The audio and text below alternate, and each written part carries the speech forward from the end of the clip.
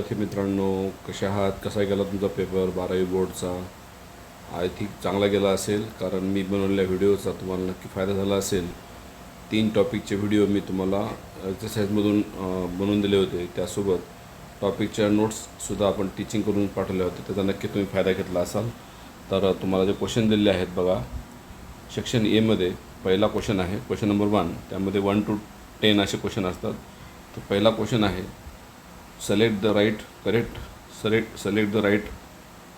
and write the correct answer for the following multiple choice type of question.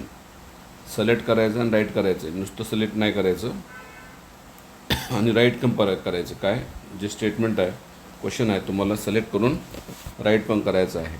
Okay, त्यामुळं तुम्हाला जो question विचारला आहे पहिला 1, a cell division mitotically A cell divides mitotically into 2 daughter cell, okay, and they divide repeatedly. Such a growth is called as.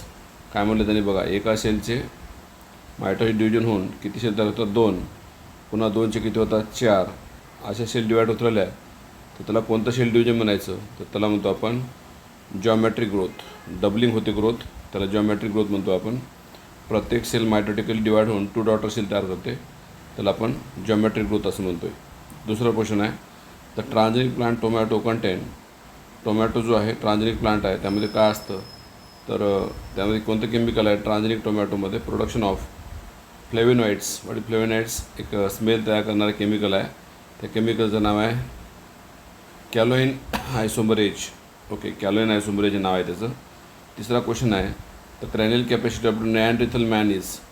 नेअँडरथल man म्हणजेच ह्युमनपेक्षा कमी वाढला असतो, त्यामुळे किती कॅलरी कॅपॅसिटी आहे, किती CC आहे?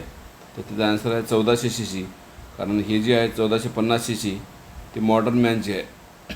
मॉडर्न मॅनचे आहे. बऱ्याच यूट्यूबरनी हे आन्सर चुकीचे दिले. मॉडर्न मॅनचा 1450 दिला आहे आन्सरमध्ये, पण चुकीचं आहे ते. नेअँडरथल मॅनचा जो कॅलरी कॅपॅसिटी आहे ते 1400 CCच आहे. ओके, CC म्हणजे क्युबिक सेंटीमीटर आहे.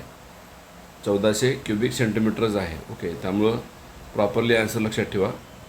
त्यानंतर चौथा क्वेश्चन आहे, identify the organisms which meet their energy and nutrient require for by degrading the डिट्रायटस.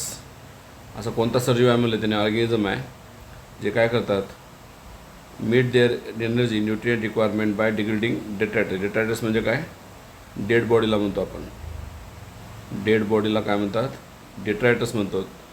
तर कोणतं ऑर्गॅनिझम आहे जो डेड बॉडीला डिट्रायट करतो, म्हणजे डिकम्पोज करतो? त्याचं नाव आहे सॅप्रोफाइट्स, किंवा त्याला आपण डिकम्पोजर पण म्हणतो. सॅप्रोट्रॉपलाच सॅप्रोफाइट किंवा डिकम्पोजर पण म्हणतात. त्यानंतर पाचवा क्वेश्चन आहे, identify the algae among the following. कोणता आल्गी आहे?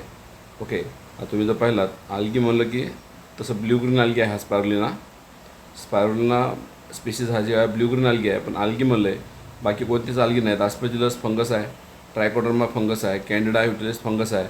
म्हणजे त्याचा आन्सर जे आहे करेक्ट मग फक्त एकच येऊ शकतं. कोणतं? That is spirulina. एकच आन्सर त्याचं येऊ शकतं. So answer is correct answer. तर अशा प्रकारे हा पॉईंट तुमचा झालेला आहे. 5 क्वेश्चन तुम्हाला लक्षात आलेले आहे तिथं. त्यानंतर क्वेश्चन नंबर 6 जर तुम्ही पाहिलं, क्वेश्चन नंबर 6, तर क्वेश्चन नंबर 6 म्हणलं, in plant soluble food is always translocated in. तुम्हाला खूप वेळा म्हणलं होतं की फूड बनतं ग्लुकोजच्या फॉर्ममध्ये आणि ट्रान्सपोर्ट होतो सुक्रोजच्या फॉर्ममध्ये. त्यांनी ट्रान्सपोर्ट म्हणलं ना. ट्रान्सलोकेटचा अर्थ ट्रान्सफर होतो, कुठून? लीफकडून दुसऱ्या पार्टकडे, म्हणजे ग्रीन पार्टकडून नॉन ग्रीन पार्टकडे जातं. कोण जातं? सुक्रोज जातं. आणि स्टोअर होतं स्टार्च. म्हणून याचा आन्सर जे आहे दॅट इज C आहे. पुढचा 7वा क्वेश्चन आहे, आयडेंटिफाय द इन्व्हॅजिव्ह प्लांट्स स्पीसीज. इन्व्हॅजिव्ह म्हणजे बाहेरच्या देशातून आलेल्या, जी स्पीसीज बाहेरच्या देशातून आपल्या देशामध्ये आली त्याला म्हणतो आपण परदेशी plants. Invasive plant species from the following. कोणती आहे? परदेशी आहे. पार्थेनियम, ज्याला आपण कॅरट ग्रास म्हणतो. काय म्हणतो? कॅरट ग्रास म्हणतो. एक्झॉटिक बीड आहे, परदेशी बीड आहे, म्हणून त्याला इन्व्हॅजिव्ह प्लांट असं म्हणलेलं आहे आपण. त्यानंतर 8वा क्वेश्चन आहे, the mature plasma cell produce antibodies. हे तर बुकमधली लाईनच आहे.